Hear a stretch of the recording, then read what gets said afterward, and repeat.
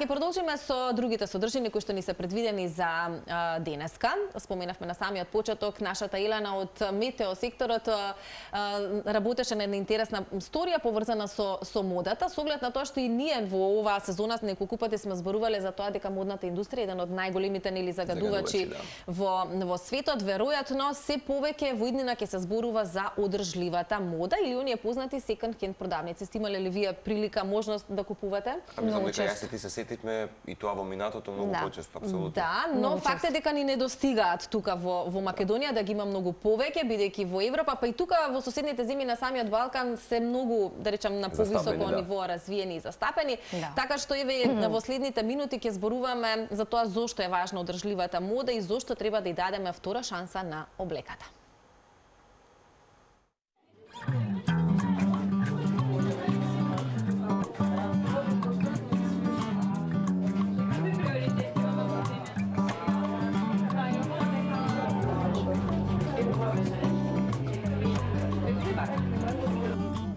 Дали додека шетате по улиците на вашиот град, некогаш сте помислиле дека постојано наидуваме на луѓе кои наликуваат едни на други.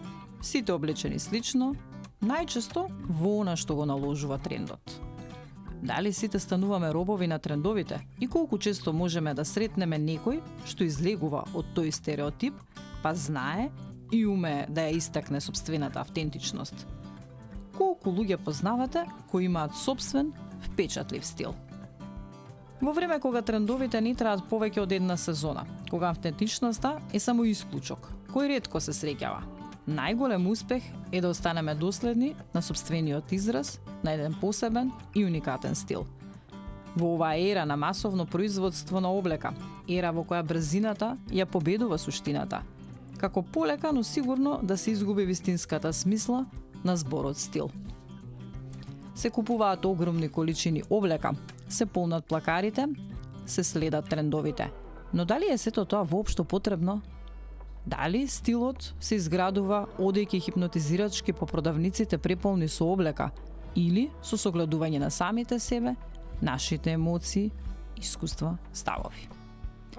Дури и доколку го оставиме настрана целиот униформиран свет, кој слепо се вклопува во нормите, зарем не е време да се свртиме и кон прашањето колку и како влијае текстилната индустрија врз загадувањето на средината? Одговорот е премногу. Дали знаете дека за да се произведе една блуза се трошат 2700 литри вода? Модната индустрија е трета најштетна индустрија во светот. И што ако конечно решиме да се свртиме кон природата и заштита на планетата, повеќе отколку она слепо претерување и претрупување со облека која не ни е потребна? Една од можностите за да се постигне таа цел е внимателно да ги одбираме материјалите од која е направена облеката. Бидејќи природните и квалитетни материјали секако се помалку достапни и поскапи, се отвара уште една можност која кај нас, особено помеѓу помладата популација, добива се поголем простор и интерес, а тоа е облека од втора рака. Една од можностите и начините за одржливост во модата е токму можноста да и се даде втора шанса или нов живот на старата облека. Дека модните парчиња треба да се одбираат и со душа, а не само со око, за да може да се вклопат во нашиот сензибилитет, ќе ни покаже Сара, која ни ги отвори вратите на незиното модно ателје. Грижливо одбрана облека, распределена во неколку катчиња, накид, чанти, капи и шалчиња, беа дел од модниот базар кој го организираше Сара Серафимовска, моден психолог. Вешто одбраните комбинации облека беа одраз на посебен стилски израз кој даде јасен знак на софистицирана селекција, а не брзоплет трендовски маратон. Надополнето со звуци на одлична музика, уживавме во комплетно модно доживување. Како Сара Серафимовска, единствениот моден психолог кај нас, гледа на модата, трендовите и стилот, ќе ни образложи преку одговори на неколку наши прашања. Сара, дали слепо ги следиме трендовите и зошто е тоа така? Сметам дека ги следиме заради тоа што тоа е нешто што е ин, сакаме да припаѓаме кон некоја интересна група на луѓе, но сметам дека се повеќе и повеќе луѓето почнуваат да си следат што е добро за нив, кои се они автентично и како може тоа да го принесат преку облеката, така да мислам дека почнува некоја друга сезона во модата каде што тоа се менува. Дали настани дискусии и работилници од овој тип ќе успеат да им помогнат на луѓето за поселективно, но и поразумно купување? Сакаме да направиме напор за тоа да успее, да почнат луѓето да свесно размислуваат и да не бидат само едни ист тип на човек. И според тоа правиме повеќе вакви базари. Ова е сега прв моден базар што го правиме со Style Sefer, заедно со Your Second Hand Corner. Имаме уште така спонзори Spiceberry, Ангела Бикова, Ивана Секуловска, така да се врзуваме ние жените да почнеме да тоа малце го издигнеме на ново ниво и да биде све поразлично. Така да сметам дека идеме на прав пат. Во светот се забележува брз развој на продавници кои нудат облека од втора рака. Дури за 40% во последните 12 години. Кај нас некако срамежливо се обидуваме да го следиме овој светски тренд, а јас би рекла освестување.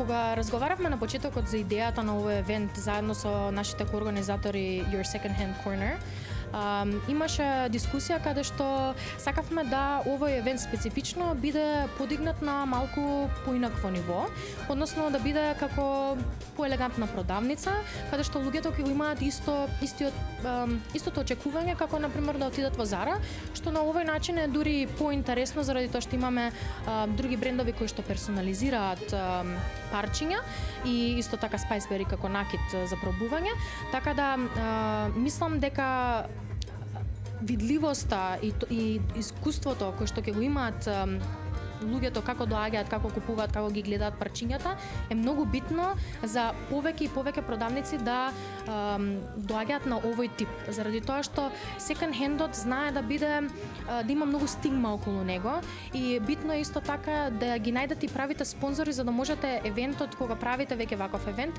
да се дигне на ниво каде што може да се даде друга перспектива, за да не личи ова е на баба ми, ова е на дедо ми, туку е ова е парче кое што е тренди, кое што е читаво, кое што не е уништено, туку е ново, може да се носи и сакаме да му дадеме втор живот. Значи не сакаме да го направиме да личи ефтино, туку баш поинаку. Тоа може да се свати од аспект на дека јас можеби еве сум купила нешто што не ми прилега мене, а некој тоа ќе знае многу подобро да го износи.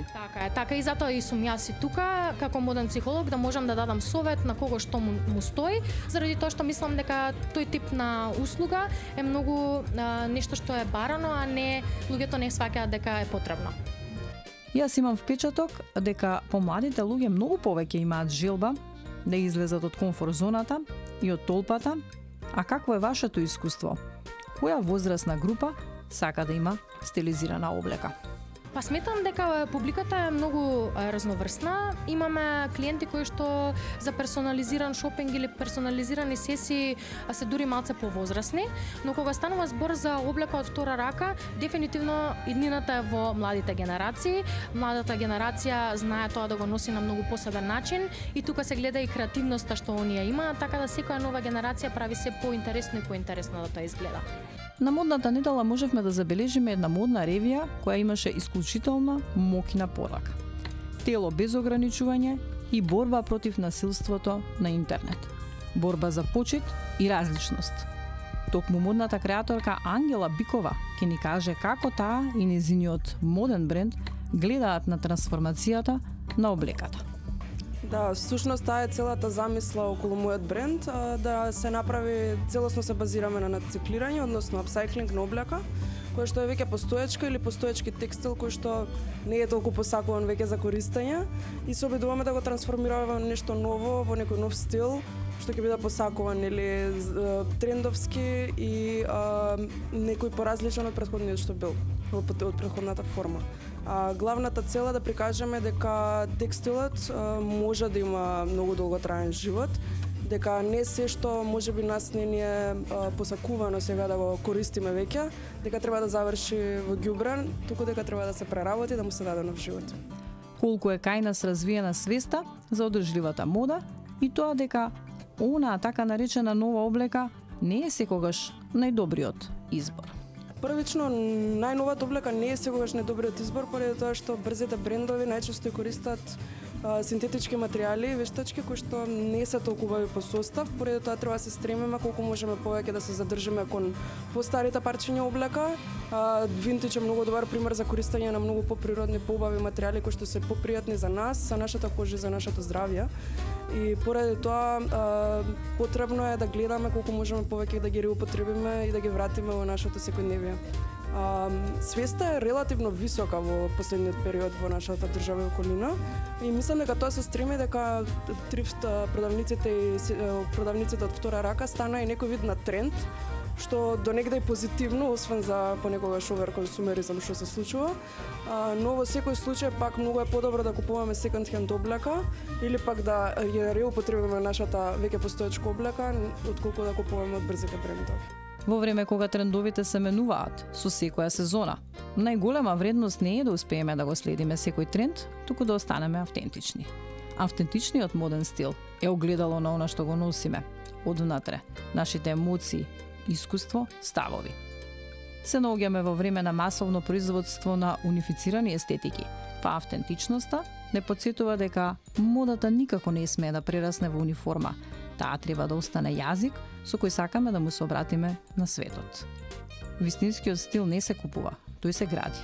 Со време, со самосознавање и со љубов кон сопствената различност.